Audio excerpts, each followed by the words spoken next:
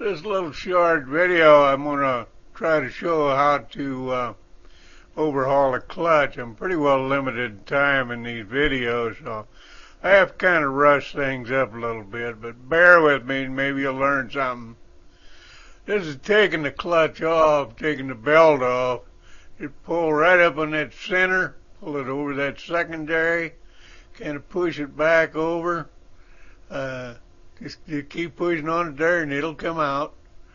Just pop her off. When you put it back on, make sure you got it so you can read the writing as you're standing alongside. Just take that center bolt out. Then get your clutch puller, put it in there, run it in. That primary will pop right off of there. There you go. Simple as that. There you go. Now you got her off, you got her in your hands, and you got her doing your work.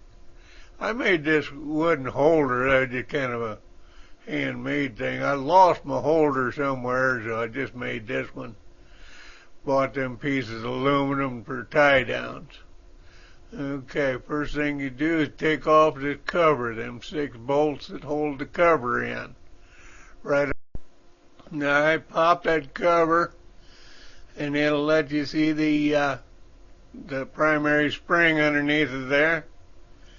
Just pull that out.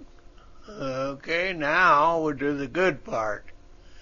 This is the spider. This is what it takes to get the spider out of there. It's on there between 180 and 200 pounds, so it's torqued in pretty good. That's about a 3-foot handle I got, 300-pound torque wrench, so it does its thing. That grunt there just a little bit. Just unscrew it.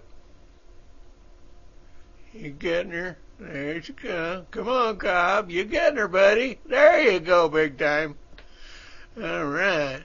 All right, now that's the spacer that's in there. You need that to hold the spider up, space the spider up. And then right underneath the bit is the PTFE washer. Now that's the one-way bearing. That's your EBS and the PTF washer underneath of it. Kind of clean that up while you got it. Take a little piece of emery cloth, score that.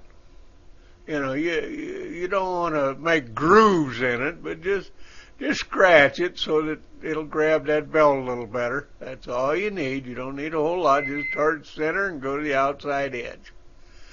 Okay, now, pulling the spider out of there. Watch them little buttons, them little black buttons. You're going to see them just here shortly.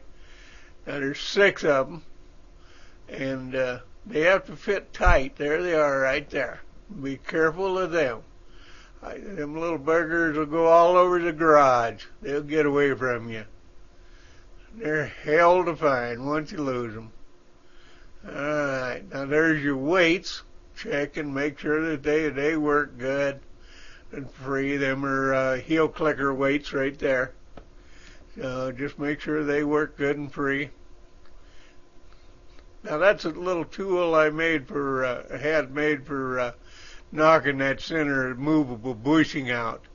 All I got to do is heat it up and then hit that with a hammer. She'll pop right out of there.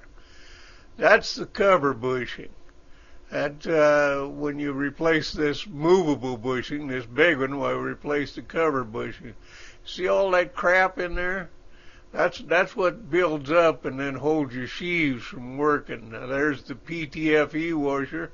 You can see they don't amount to nothing, but they're about anywhere from $4 to $6. That one way, when you put it back on there, you want to make sure that, looking at it from the side, that it turns clockwise. Now there's a couple of shims there. Right there, I was pointing to the X on that spider there, and line up the X on this with that one. This is a bounce piece, and you need to line them up. Boy, it's fun getting all 6 of them buttons back in there at once, I'll tell you. I didn't lose them this time, but it's rare that I don't. Screw her back down. Get her back down hand tight. There you go. Yeah. Grab that spider socket and the torque wrench again. I got mine set up already. I think 190, 200 pounds.